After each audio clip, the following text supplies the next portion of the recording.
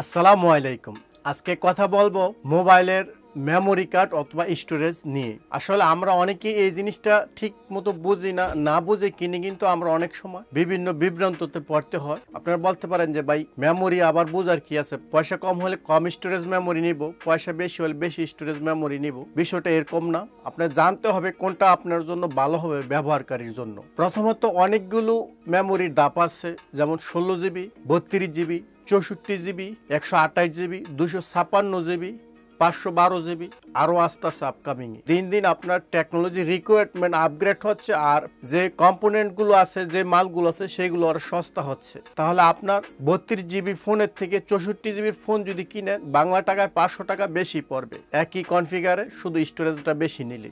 অথবা 64 জিবির থেকে যদি 128 জিবি নেন, তাহলে আপনার 1500 টাকা বেশি পড়বে বাংলা টাকায়। আর যদি 128 জিবির থেকে 256 জিবি নেন, সেক্ষেত্রে আপনার 3000 টাকা বেশি পড়বে। এখন এই 3000 টাকার জন্য আপনার কি কি প্রবলেম ফেস করতে হবে সেই জিনিসটা মাথায় রাখুন। ধরুন বর্তমানে যারা গেমার আছেন, অথবা বলতে পারেন আমি তো গেম খেলি না, আস্তে আস্তে আপনাদের বিষয়টা নিয়েও যারা এই মোবাইল ইউজ করেন সবাই দেখতে থাকুন। তো যারা গেমার আছে, আজ থেকে প্রায় 15-20 বছর আগে যে মোস্তফা গেমসটা ছিল সেটা 3 MB লেস ছিল, 3 MB চেয়েও কম মোস্তফার যে রোমটা আছে।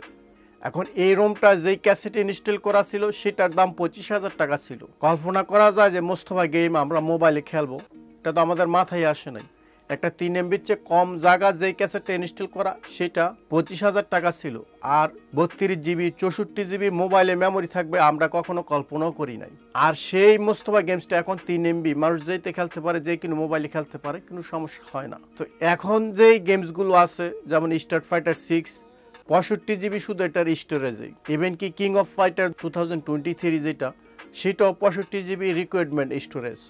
তাহলে 65 জিবি শুধু এটার মেমোরি যাচ্ছে এখন যে গেমসগুলো ডেভেলপ করা হচ্ছে। তার মানে দিন দিন জিনিসগুলো ইমপ্রুভমেন্ট করা হচ্ছে। যেমন যারা ফেসবুক, টিকটক, ইউটিউব 3টে অ্যাপ চালায়, তাদেরও 64 জিবি রিকোয়ার্ড হয়ে থাকে। আপনি ইনস্টল করলেন এটা মাত্র 200 মেগাবাইট, 100 মেগাবাইট, বাট এটা ইউজ করতে করতে দেখা যায় এটার ব্যাকগ্রাউন্ডের কিছু সিস্টেম ক্যাশ অ্যাড হয়, অ্যাসেট অ্যাড হয়, বা ডেটা ফাইল যেগুলো আছে সবগুলো অ্যাড হওয়ার পরে এটা যে 3 থেকে 5 জিবি, 7 জিবি, 10 জিবি পর্যন্ত হয়ে থাকে এক একটা। তাহলে 3টা অ্যাপ্লিকেশন ইউজ করলে আপনার 30 জিবি হয়ে যায়, 25 থেকে 30 জিবি হয়ে যায়। মাত্র 500 টাকা, 1000, 1500 টাকা বাঁচাইতে যায় যদি আপনি কম স্টোরেজওয়ালা ফোনগুলো কিনেন, সেগুলো কিন্তু আপনার অ্যাপস অথবা গেমের যে সিস্টেম ক্যাশগুলো আছে এগুলো কিন্তু মুভ করে এসডি কার্ডে নিতে পারবেন না। আপনি যদি এক্সটার্নাল এসডি কার্ড ইউজ করেন, আপনি শুধু ভিডিও, অডিও, গানগুলো নিতে পারবেন, বাট অ্যাপ্লিকেশন অথবা গেমসের যে সিস্টেম ডেটা ফাইলগুলো আছে সেগুলো কিন্তু আপনি কখনো মুভ করে এসডি কার্ডে নিতে পারবেন না। নিলেও ভালো হবে না। এসডি কার্ড রিমুভ করলে, খুললে দেখা গেল এগুলো প্রবলেম হয়ে যায়, আবার ইনস্টল করা লাগে, অথবা স্টার্ট করলে স্টার্ট হয় না, এই ধরনের প্রবলেম ফেস করা লাগে। তো সব সময় চেষ্টা করবেন 1500 টাকা হোক, 3000 টাকা বেশি হোক, যাই হোক, ভালো মানের স্টোরেজ নেওয়ার জন্য।